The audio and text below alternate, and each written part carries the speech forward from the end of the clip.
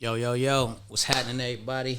It's your boy Arsenal the Rebel. I'm here with my brother. Payday the movie. And you know you tuned in for another episode of the Unemployable podcast. Yes, sir. Who we got? Today we got a special guest. Appreciate you. They didn't see this one coming. I ain't see this one coming. I ain't gonna lie. You feel me? You know what I'm saying? We got my brother AJ Francis in the building, aka Big Frank. Big Frank.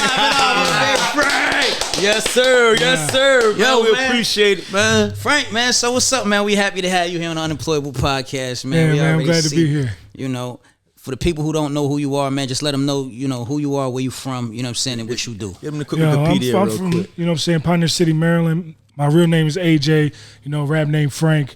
I'm on WWE as Top Dolla, Who Hotter Than Top Dolla. Who hotter than Top Dollar? You know what I'm saying? Quick bar for you. You know, the CEO of Hit Row, you know, I created this faction in WWE for the culture, you know what I'm saying? Like, Okay. We are not rappers that come out and, you know, shuck and jive, or we're not what wrestling fans perceive as rappers. We're real life rappers that wrestle. You know what I'm saying? Yeah, talk about it. Cause look, talk about it, Frank. I'm glad you came in just like that. Because a lot of people like they get a very misconception of when somebody is known for one thing. Yeah. You know what I'm saying? And I have to face it just being with battle rap. You know what I'm saying? They don't want to hear no music. So AI, Kobe, Shaq, rest in peace, Kobe. Yeah. You know what I'm saying? Because they known for basketball, nobody ever really wanted to give them a chance. People don't know Shaq went diamond. He went diamond. You know what I'm saying? Facts. But don't nobody want to give Shaq no credit for being a rapper. No. So talk about the struggle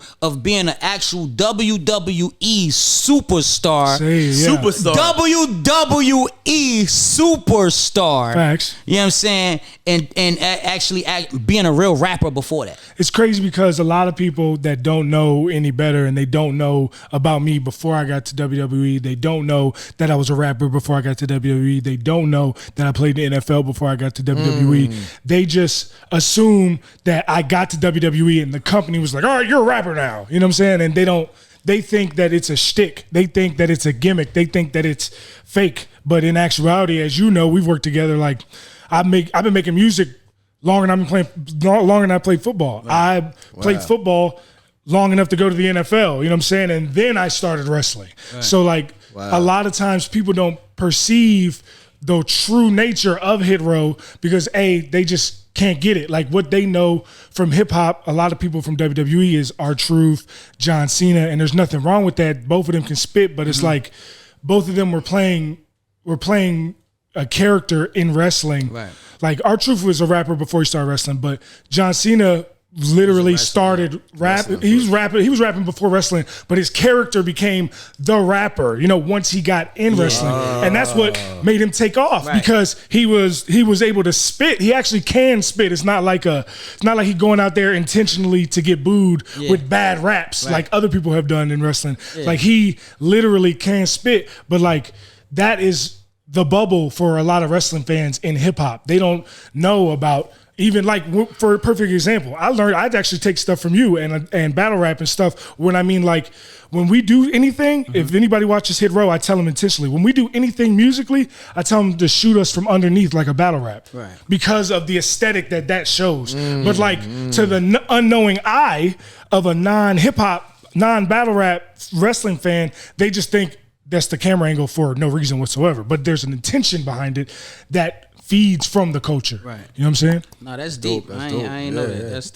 That's crazy. So what got you into wrestling though? Like what was you like in high school or like elementary? Like when did you start wrestling? Like so I didn't start team or no, I never like real wrestling, like I've never actually like amateur wrestled like ever. So you wasn't never one of them niggas just be walking down the hallway. I never had Come here, you got to walk us through this thing. Nah, I never had a spandex. I never had the spandex. You had a belt in the crib. I did. No, I'm talking about like Olympic wrestling when Kurt Angle, like when he would come out in his. Right. I never did that. Now I was as a kid. I've watched WWE my entire life. I've been a wrestling fan. When it was WWF, it was WWF when I watched it. WWF. You know what I'm saying? I'm saying back like early '90s. Right. WCW. Like Bret Hart, Shawn Michaels. Right. Let's talk about it. Like my first memory, like my parents had videos and stuff of me doing wrestling stuff before this when I was even younger. As young as like 18 months, me and my pops used to wrestle in the crib. You know what I'm saying?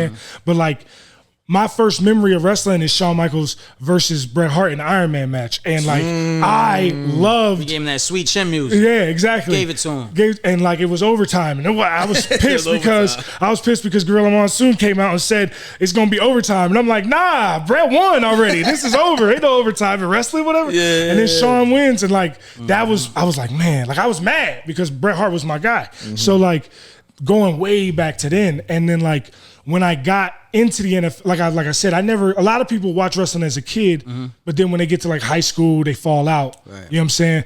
And like me personally, I never fell out. So I knew, because of how WWE is, they love former professional athletes. So I knew as soon as my NFL career was over, that I was going to go to WWE. Like, I knew that I was going to do that. That's wild. That's actually why I live in Orlando, because I was still in the NFL. I was 4 years into the NFL. Who you play for? I played for DC, Seattle, and Miami. Oh, all right. And I was 4 years into my career, and I was about to buy a house. And I was like, where do I want to buy a house? I had already lived in Florida because I was on the Dolphins. Right. I didn't want to live in Miami because I was having too much fun. Too much fun. Miami is too much different, fun. man. I was doing too much. I was doing too much in Miami. But I also wanted to be close enough to be able to go whenever I wanted. Right. So I decided, not to mention, the WWE Performance Center is in Orlando. And I knew whether my football career lasted another week or another 10 years, that when I was done, I was going to want to go to WWE. Next. So I was just like, let me just get a crib in Orlando. And then when my career is done, I can start the transition. And my career ended in 2018.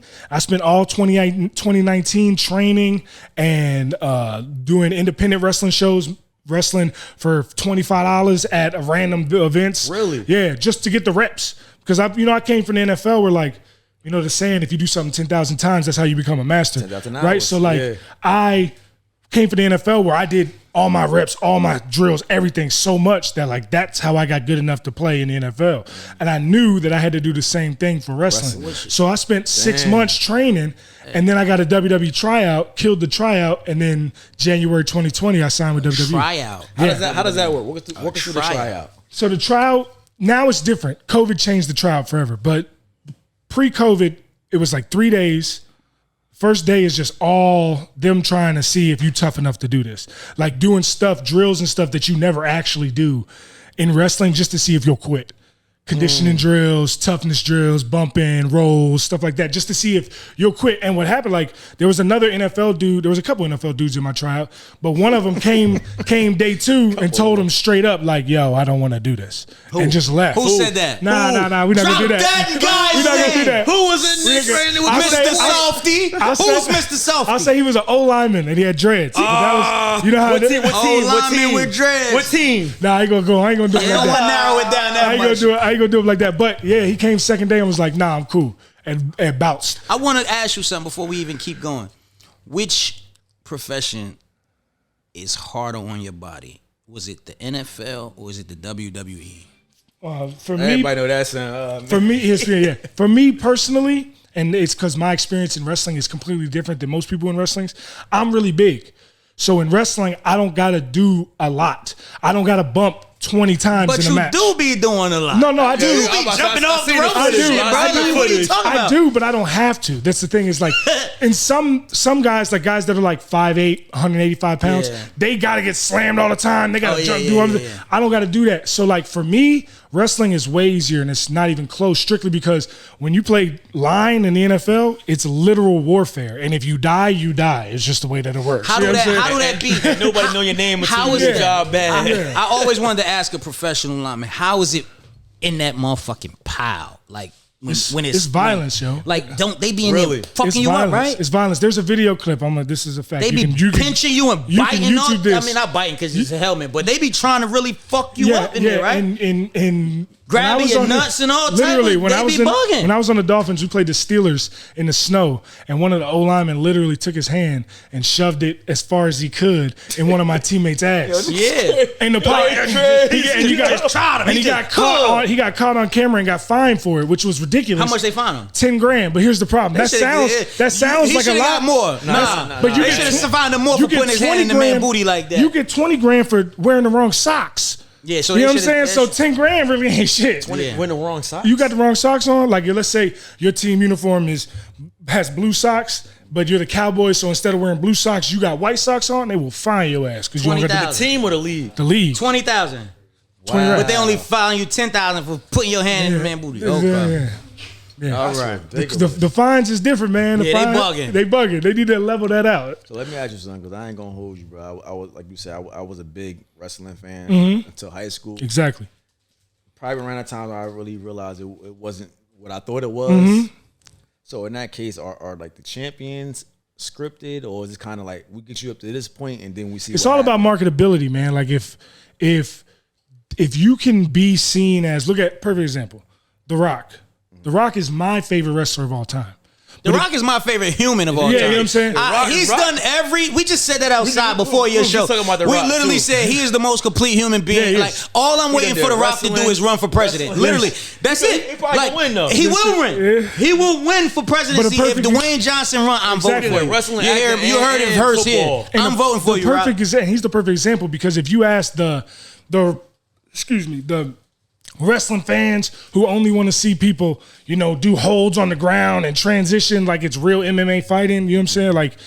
Like they don't like The Rock because The Rock was all flash and, doing cool moves, but like not caring about like getting on the ground and grappling with somebody for 20 minutes. Like that wasn't, that's not him. He was a showman. Like people would say that they don't like The Rock because he was that way. But me personally, that's why I like The Rock. That's why most people who actually enjoy things and like to have fun realize that The Rock is, if not the greatest of all time, definitely one of the greatest of all time. Absolutely. But because people have a different view of what wrestling should be, they look at him different than they would say.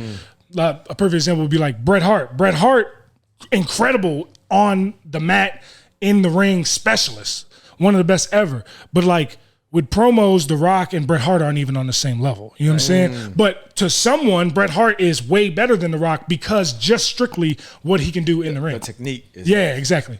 Yeah, that's kind of how they be putting Cassidy. They be saying he's so good because his promotion. Well, he fucking sucks.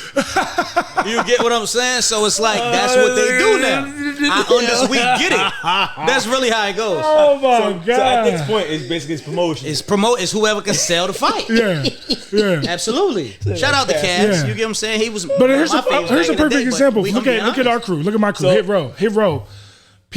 Because people can't relate because we really giving you the culture. And there's a lot of wrestling fans that can't appreciate the culture because they not from that life. Right. You know what I'm saying? People like to see us lose because they can't appreciate what we giving them. So we make them hate us more. But I feel like that's everyone. I'm gonna be honest. Everyone to go through that. That's why I feel like winning. Period. Win. Look at LeBron. Look at LeBron. Shout out to 50. I need you to hate. Look at LeBron. 50 Cent. Everybody who's really like one of them winners, bro. It's like, it's you know what I'm saying? It's just part. Bro, the same thing happened to The Rock. When The Rock first got to WWE, they literally chanted. This is not like a joke. They literally chanted in them shows, "Die, Rocky, die." Like, die, Rocky, die. For like, no reason. over and over again. Signs said, die, Rocky, die. And these are strangers. These complete strangers. And they're watching movies right exactly. Now they'll pay $20 to see it at midnight with the 3D, before everybody else. You know what I'm saying? It's wild, That's wild. It's wild. It definitely answered like 95% of my question. I might have missed it. I apologize if I did. But when we get to like those main events, when the belt was on the line, is that already scripted, or are we gonna get you here and then you guys sort it out? How does that work? Man, everything is wrestling is a show, man. It's everything like is it's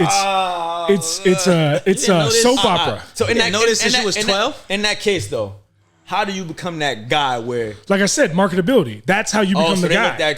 That's how you become the guy. You just got to be that nigga. When the crowd comes, when you come out in the crowd... When they come to see you, then we're going to write it... Yeah, exactly. Bro, it's just like any other sport, bro. You come out in the NBA. Bro, your first game, I don't care if you was the best rookie in college and you got signed. Your first game is what they want to see. You come out and you stink the gym up, you ain't going on top 10. You're not going on Sports Center. No. You have to. Now, you come out and be like Ja.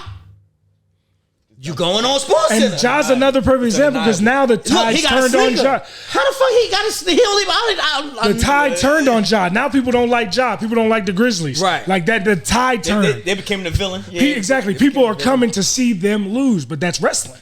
People. That's boxing. Yeah. That's Floyd. Floyd's whole career was he ain't never lost. I hope Manny Pacquiao beats Floyd. Man, I was there in Vegas. Didn't happen.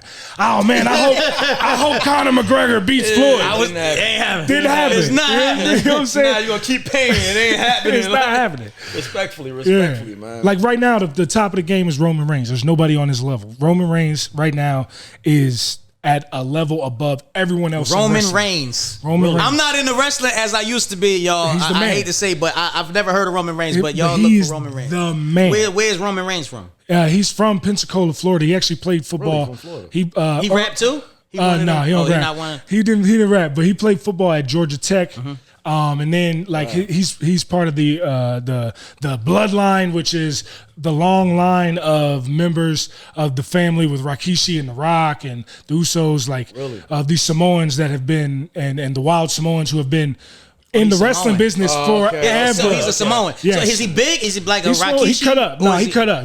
Okay. Yeah. He when he played football, he was big. So look, I got another question for you. Have you ever had any conflict? Like, bro, I'm not losing this fucking. No, I don't want to lose it. Nah, it's not like because to me, this is the truth. Is like to me, I'm very confident in my abilities to actually fight. Right. You know what I'm saying? Right. Crazy, I've had. You know, I could beat this nigga up. You know what I'm saying? Right. This is a show. This is like I'm here for a show. Like for Darth Vader. Right. Darth Vader should beat everybody, but eventually he loses. He gonna lose. You know what I'm saying? Like there's no difference. Like it's not like you couldn't do it in battle rap because there's too many egos. That's you know what I'm saying. Like you're not gonna go up there versus nobody and bro. just put them over. But I could.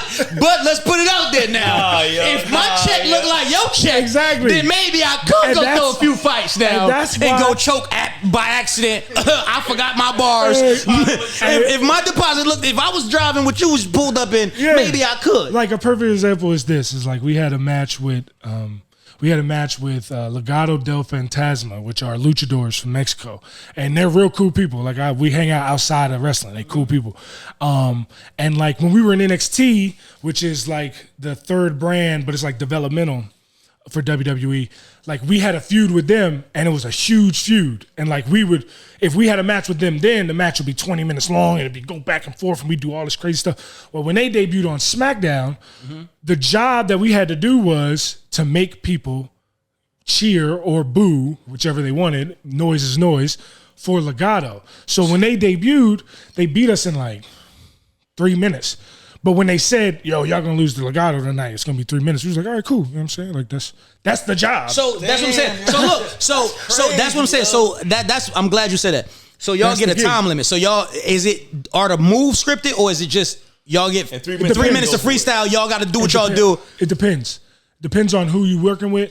Like some people got more leeway than others. You know what I'm saying? Like when we had a match with Sheamus and Drew McIntyre, like every match has a producer, like someone whose job it is to like make sure that everything that we're doing is cool with the people running the show, Triple H and upper management. You know what I'm saying? Shout out to Triple H because that's somebody I watched 23 years ago, 25 years ago. That was a wrestler that I admired. Hunter genuinely like I can't say enough good things about him because he's the whole reason that I'm back in WWE. There's nobody else. No Vince McMahon in there. Vince had just left, and Hunter brought us back. Bro. So like, I heard a lot of good things and bad things about Vince McMahon, man. So like, Hunter literally brought us back. You know what I'm saying? Him and Nick Khan and Stephanie McMahon, they brought us back. So it's like Steph McMahon too. I got nothing but love for them. But like a perfect example is when he's like, yeah, tonight, we got Legado coming up. We got to make them, make sure that everybody's good and happy about seeing Legado. So this is what we're doing tonight. And I'm like, cool.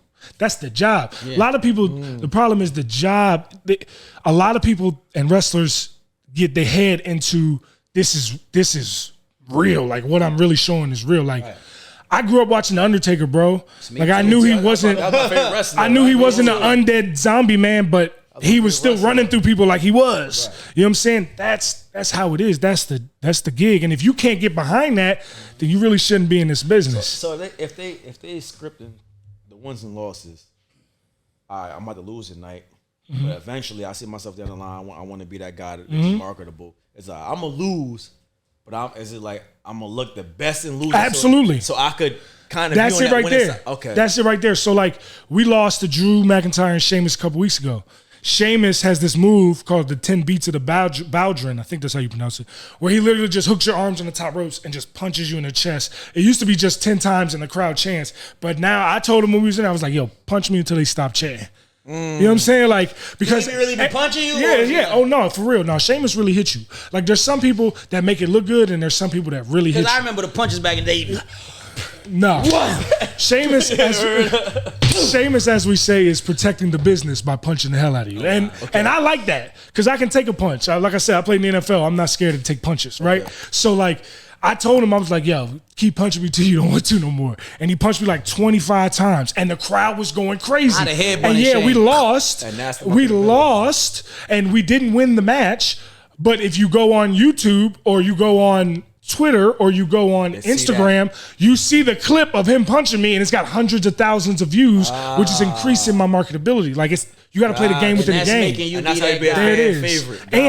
And by doing that, Sheamus, who's already a legend and doesn't need me to make him look better, but like after the match, he comes back and he's like, thank you so much. You know what I'm saying? I appreciate you for doing that. Blah, blah, blah, blah. And you earn the respect of the guys who are already at the top. Absolutely. You know what I'm saying? No, that's actually smart. That's actually very smart marketing.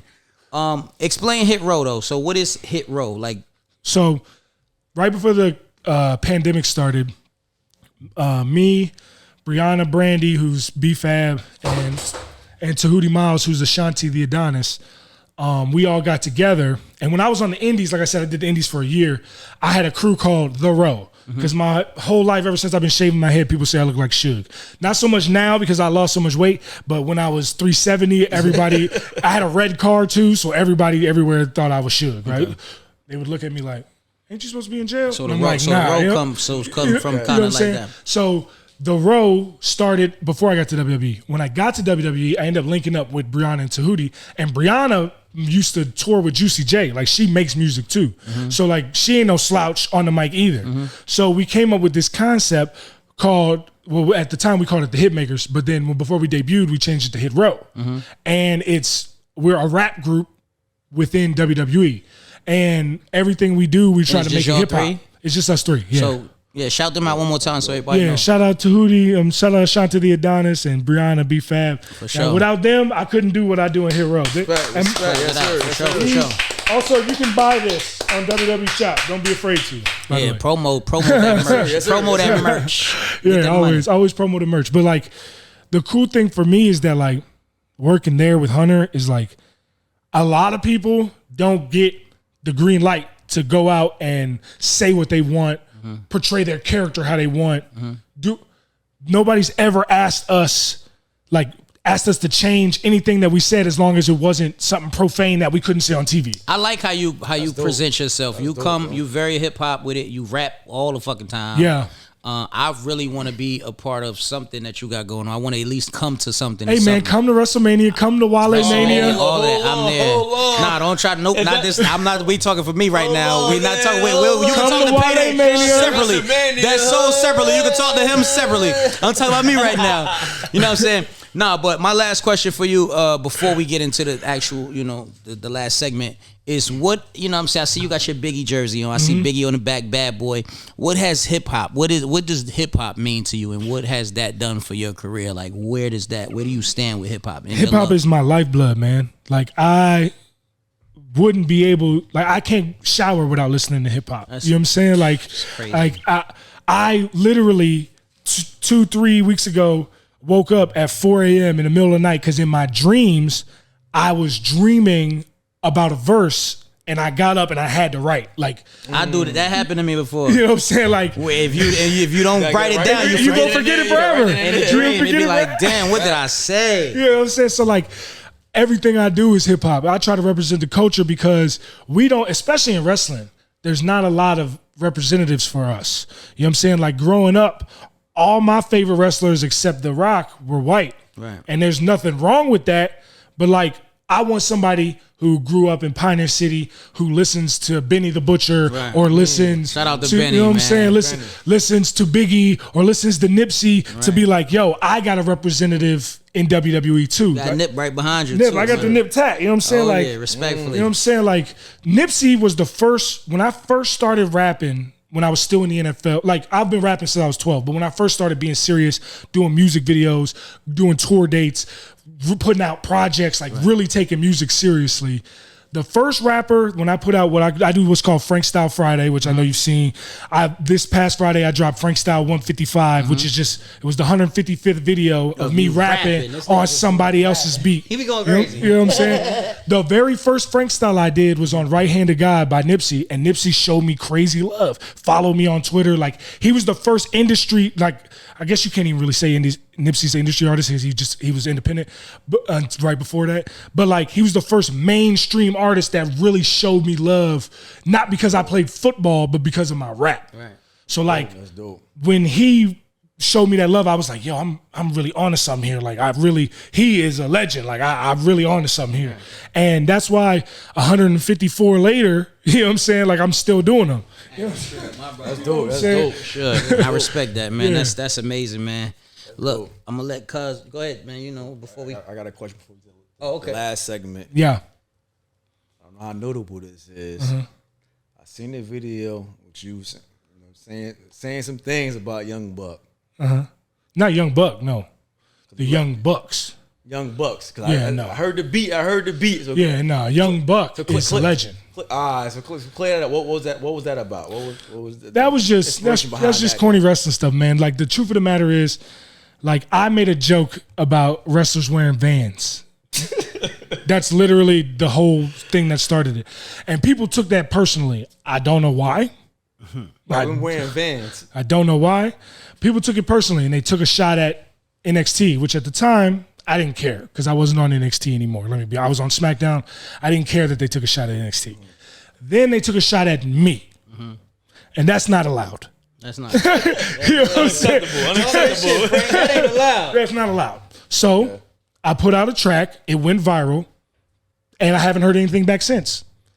So sometimes people have to get taught a lesson. And it is what it is. It is what it is. But here's the thing: is like, there's no malice in my heart. If I saw them in real life, I wouldn't square up on them and put them down. It's just like, you tried to play with me, and I'm not the one to play with. That's all that is. You know what I'm saying? 10 toes. You know what I'm saying? Now that we clear that up, though, we're gonna get in the last segment. You know, our show is called the Unemployable Podcast. Yeah. So we want you to kind of walk with us and the audience that moment that in detail. The last time, if you ever had like a regular 9 to 5, and explain to us like that moment where you say, you know what, there is no plan B. From this point on, I'm unemployable. I'm gonna believe in myself. I love that concept. Thank you. I used to. This is true. I used to do security in DC when I was in college to get some extra money. And I was like, obviously the biggest person there doing security. So like, I would, like, when Big Tigger came in, I would guard him. When Wale was there, I would guard him. And I told Wale this story later when we played in a celebrity basketball game together. Kevin Durant came in the club. I was his personal guard. You know what I'm saying? Like, so like, that's what I did. And I was working, during the week, during football season too, like 9 p.m. to like 2 a.m. just to get extra money so I could pay my bills while I was in college. You know what I'm saying? And like, it got to a point where like I was playing so good on the field that I felt like I was cutting my own opportunities. I was blocking my own blessings, worrying about this little $250, $300 I was making every couple of days, when I could put that same energy into the weight room, into film study, and get to the NFL, which is what ended up happening. So like, I would say that back then when I was a security guard at a nightclub. Where it was like, I'm not showing up tomorrow, or I'm putting my 2 weeks in. Like, how was that day? True story. There was a bartender there that was bad, and I was trying to, and I was trying to get her to slide with me after work, and then like she bluffed in the security outfit. Yeah. We had already been talking, and then she bluffed, right? She was like, nah, I'm not trying to do it, blah, blah, blah. And we still cool to this day, so I'm not going to put her on blast. But, she was like, nah, I'm going to go back to the crib, blah, blah, blah, blah, blah. Like I said, I'm not going to put her on blast. We still cool to this day. But she was like, no, I'm going to go back to the crib. And I was like, I just waited 45 minutes after I could have just left and been home by now. Just to sit here for a shorty that don't even see the value in coming to kick it with me. I was like, let me put this value back in myself. And literally, like, I called the dude who ran the security, and they was on. It was under the table anyway. They wasn't really, you know what I'm saying. So like, he wasn't tripping when I was like, yo, I'm not finna come no more because he ain't had to. It wasn't ain't no notice. I'm like, yo, I'm not finna come no more. I got to focus on football and getting myself right. And he understood completely because the reason he gave me the gig was because he knew me from University of Maryland. Right. Like, so like, he was like, cool. It's all good. And then, a year and a half later, I'm in the NFL. So respectfully. Man, that's an amazing story, bro. We clap it up. Man. Everybody clap it up for Frank, man. My brother, AJ Francis, man. Look, yes, sir. We appreciate you coming through today. Unemployable Podcast. Look, please look into that camera. Tell the people where they can find you. Any of your new links, music, your merch, all that. Go Shows ahead, coming up, all that good stuff. WrestleMania, I need tickets. Don't worry about WrestleMania. him. You feel me? They don't mind the hate, man. Yeah, I would say AJ Francis. You can follow me on every social media, Instagram, Twitter, TikTok, Twitch, at AJ Francis 410. That's at AJ Francis 410. I rep Baltimore all day, every day. Be more. Just so you know, like, we got all types of shows. Every Friday night, you can catch me on Fox, on SmackDown. Hero is there every Friday night. If you didn't know, now you know. And WrestleMania is coming up. WrestleMania. And I'm going to be there. Hey, come through. We in LA. Come to WrestleMania. Come to all the shows the rest of the year. We toured the whole country. Last week, I was in, where was I last week? It don't matter. I was in Montreal. Next week, I'm going to be in Evansville, Indiana. I'm going to be in Pittsburgh. I'm going to be in D.C. I'm going to be everywhere. So just come through SmackDown Friday nights, 8 o'clock on Fox. Check out Hero. I holla. On Fox, man. Y'all heard it first, man. Unemployable Podcast. That's my brother, AJ Francis, a.k.a. Big Frank. You got your boy Arsenal the Rebel, my brother. Penny the Movie. Man, today's episode was sponsored by Fame and Fortune. You already know what it is, man. The Unemployable Podcast. We catch y'all next time, man.